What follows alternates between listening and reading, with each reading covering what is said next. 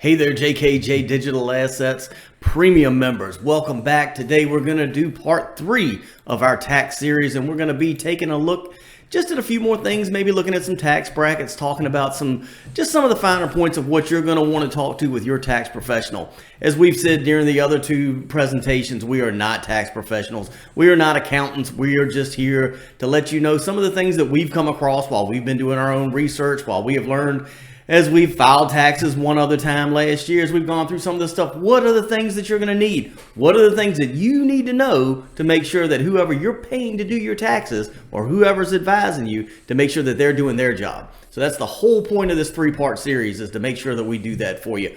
Folks, again, we're so excited to be here. We've got Javier with us. We've got John with us. We are just ready to roll. We've got this 3rd part here. Everybody give a big wave. I see that going. Javier's over here mugging it up for the camera. That's beautiful. Oh man, we're excited to have everybody back in the room again today. Hey, let's get rolling with this thing. John, we know we've got our PowerPoint that we got ready to roll here. You got something you want to put up on the screen and maybe we can take a look at? Yeah, let's do it. I just want to point out, if this is your first video, go back and watch number 1 and number 2.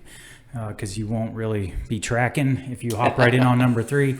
There's a lot of fundamental information in that you can take you right up to this point. So again, the financial disclaimer, I'm not going to spend too much time on this. We hammer it every time. Just talk to your own tax professional. That's all we can say. So moving along, this stuff is review. I'm going to buzz through it pretty quick. The BLUF, I got a question about what BLUF is. BLUF stands for bottom line up front. And as you can tell from the flags behind us, we are military people. So that's the BLUF. But any crypto transaction you do is most likely going to end up with a tax event.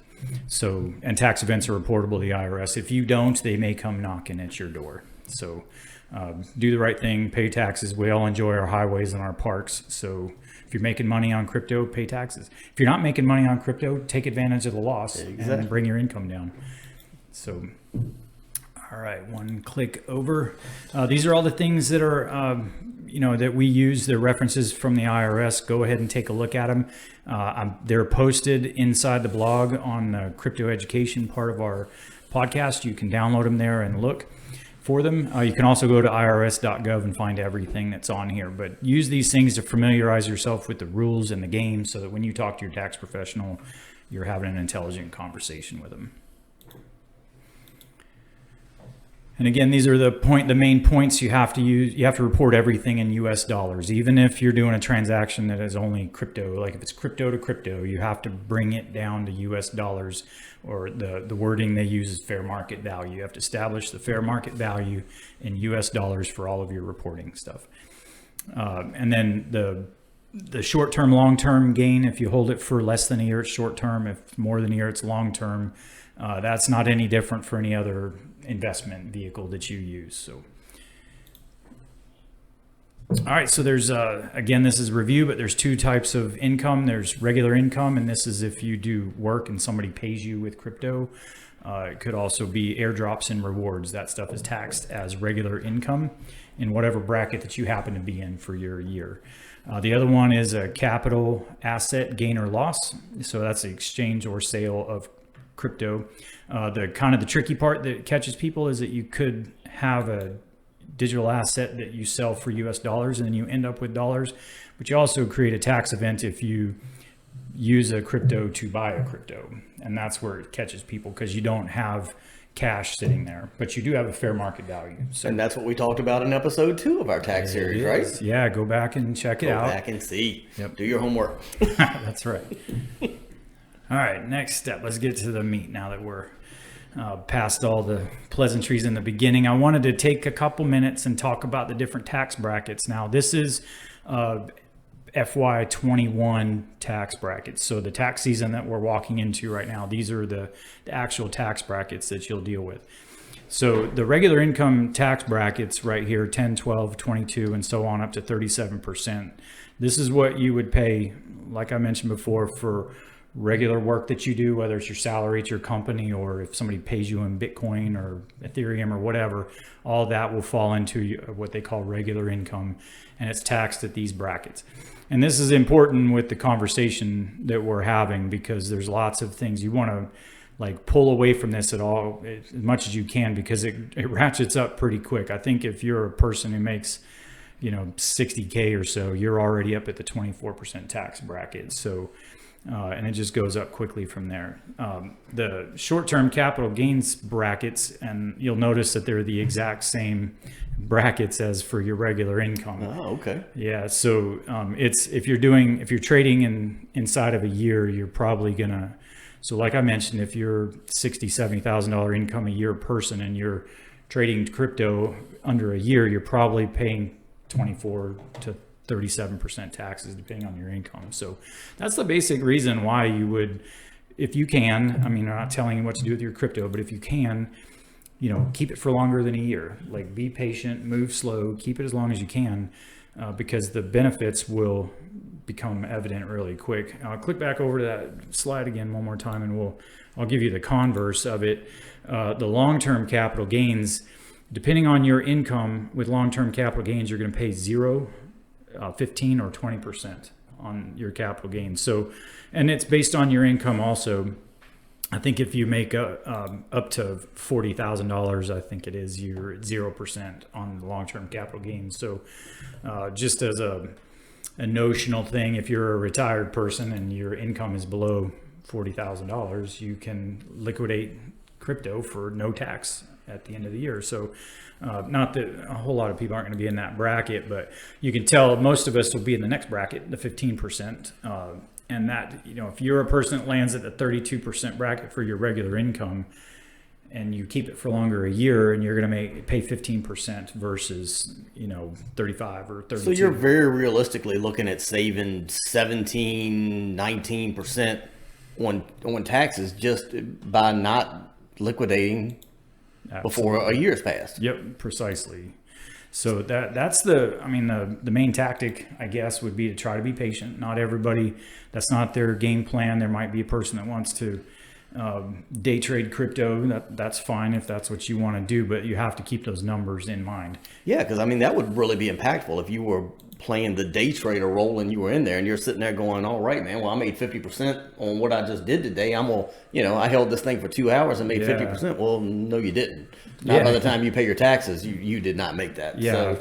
So, that's a real impact. Yeah. 32% tax rate, for example, on that would be. Right now, I think about the only two places you can do any kind of day trading really are any place where you can find low fees. That's the other thing. If you're day trading inside of MetaMask or KuCoin or any one of the other decentralized exchanges. Yeah. Well, by the time you took those two into it, by the time you took fees and that into account, you'd have to double your money to almost come out even. Exactly. So you got to be doing some volume trading, though. You can't be the guy that goes in or gal that goes in with $200 to go day trading. Really, that will not work. So. Yeah, and then when your numbers go up, if we all hope we make a bunch of money, but if you make $100,000 in an investment, and the 19% that you're talking about that you can save, that's significant. That's real money. Yeah, that's a real deal money. So if you can do something to trim that tax burden down for yourself, it definitely would be a good thing. So, and we're saying over a year.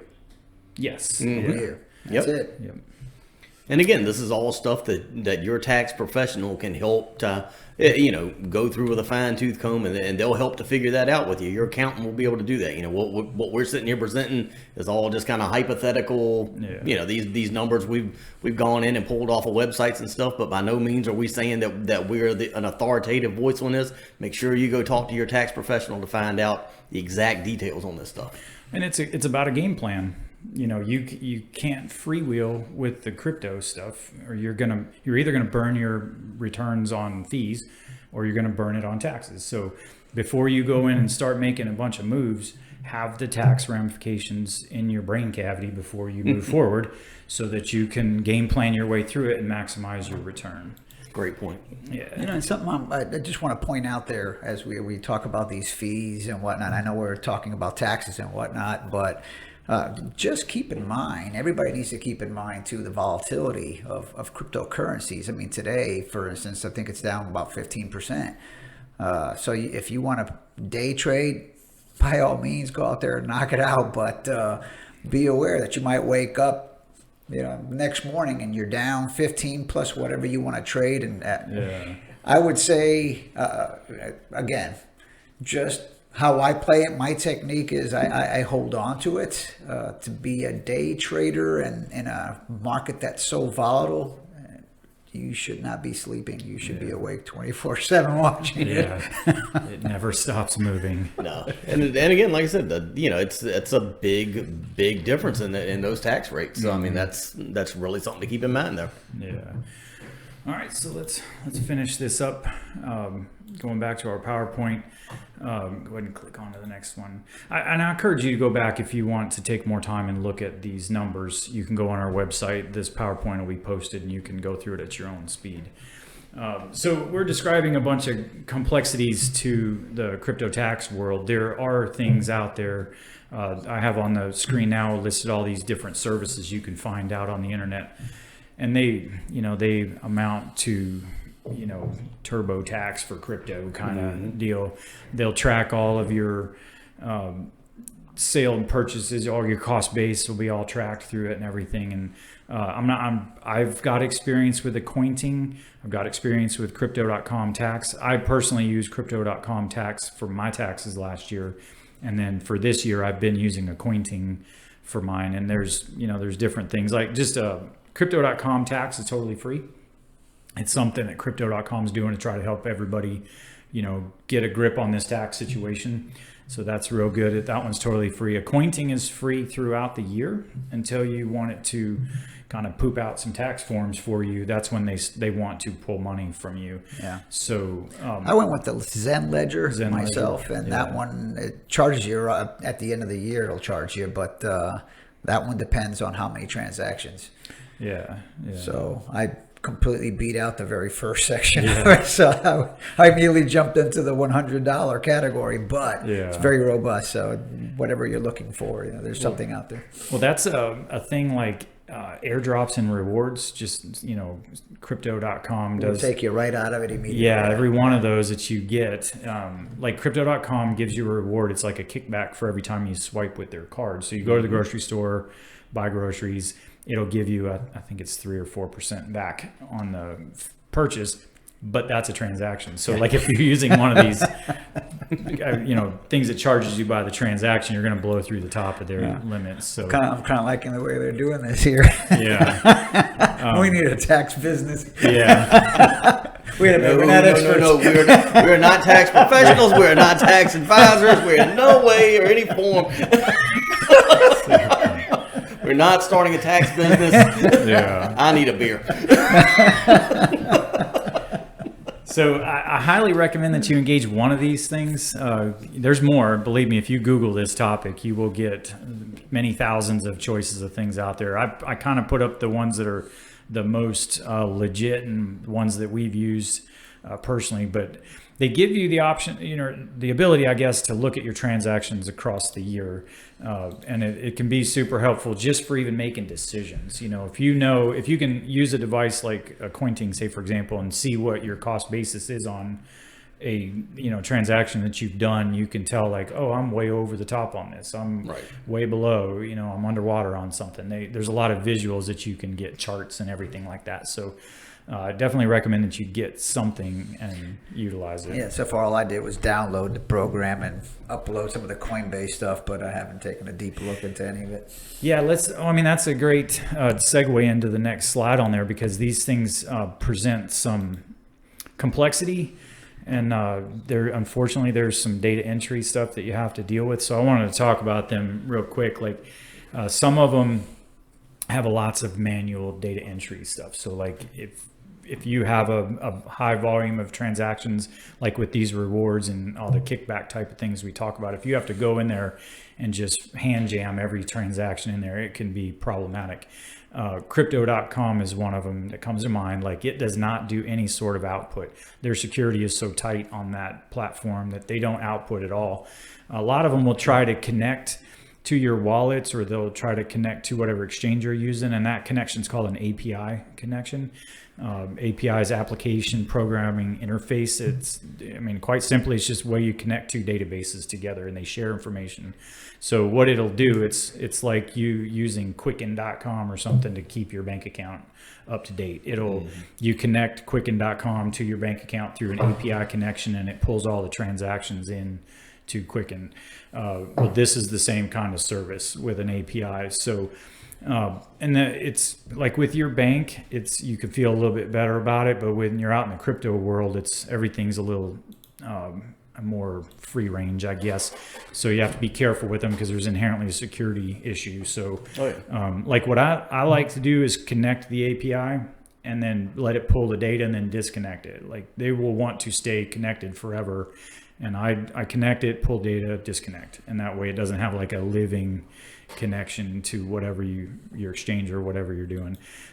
So, it has security concerns, but it's way, way easier. Like if this thing's going to just automatically import all of your transactions in there, you want to definitely take advantage of that. Coinbase is one. Coinbase has an API connection.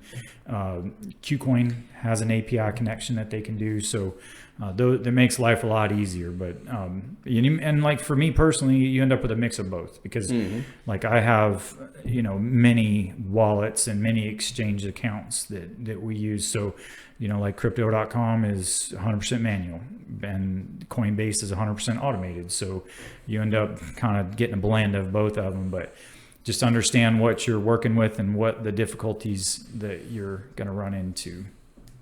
So I think one more slide. Okay.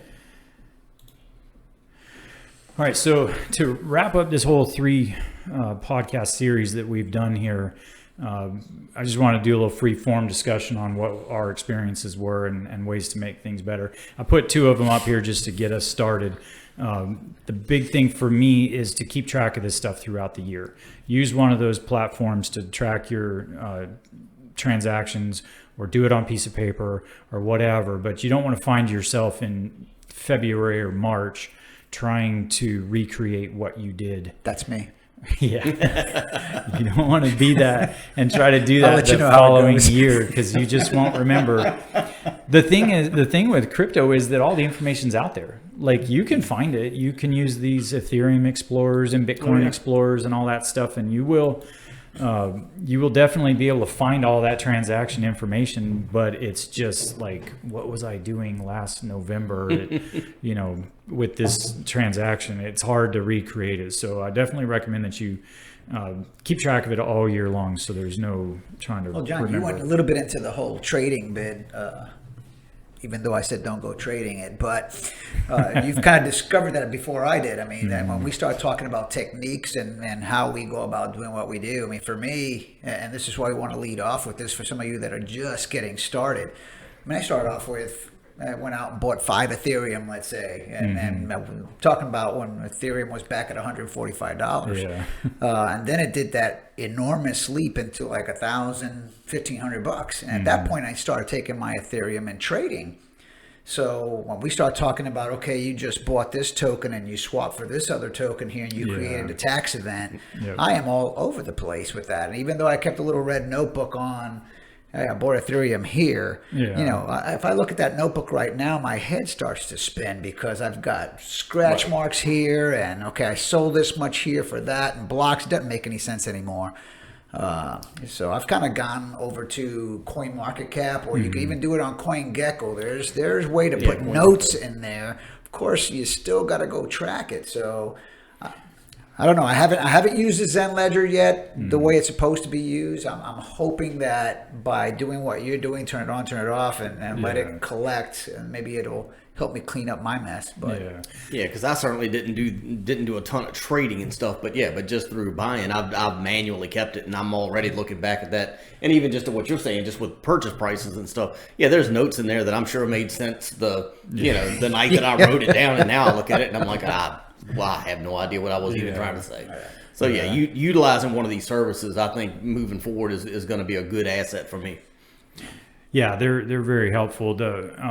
There's another angle of this too. It's like if you have your significant other, your wife or husband or whatever, if they if they have to go and do your tax thing later, it's going to be a lot easier for them to look at one of those services like Acquainting and see what you've done versus some notebook that may make sense to you but not to them.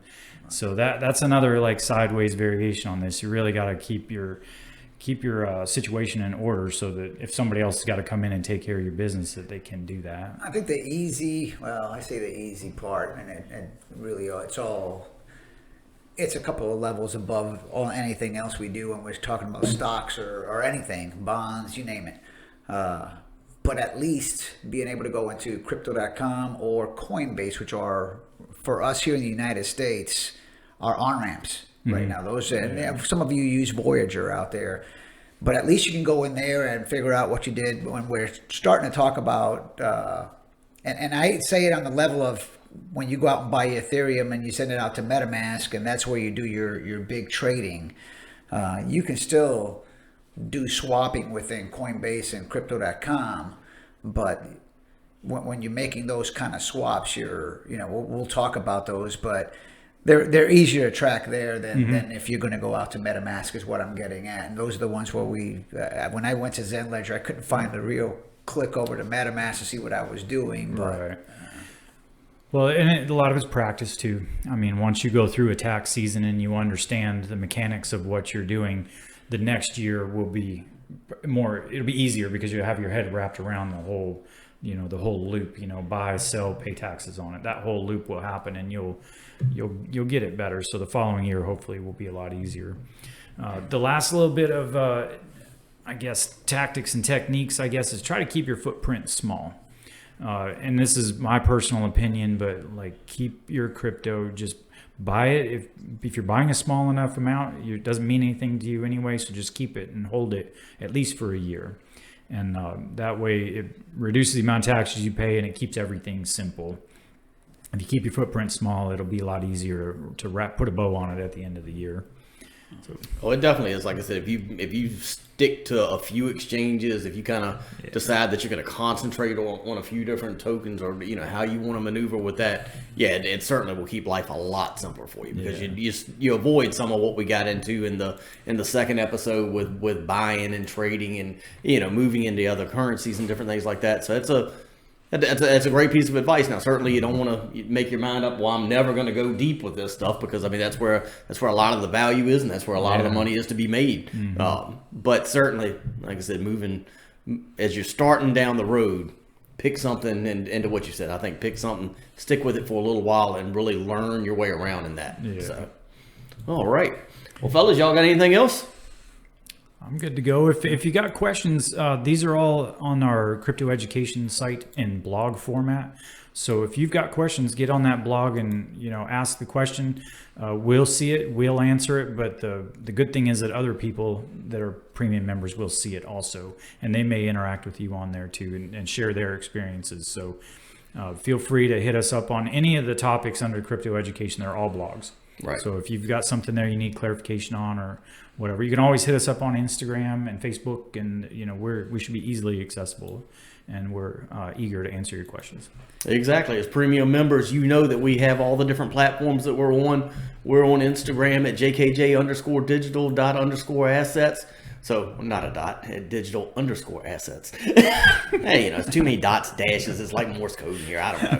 But, you can hit us up on Facebook too. So come on out, any questions, anything like that, interact with us. We love to get feedback from people. We love to get questions. We love to get comments about the videos, about the lessons that we've got out there. So let us know. Let us know what we can do better to serve our premium members. We're here to help you. So you let us know what we need to do, what you want to see. Give us that feedback, and we'll do the best we can to provide that for you. We know that you pay to be a part of this, and we are so grateful that you do. Folks, thanks again for being with us today. This wraps up everything that we had to say about the tax season, and I have to say it one more time. We are not tax professionals. We are not tax advisors. So make sure that you go to whoever you trust to do your taxes and get with them. Take this stuff that you've heard, write down these numbers for these different forms. Make sure your accountant's doing it right. But just remember, whatever you do, do it well, and we will see you next time.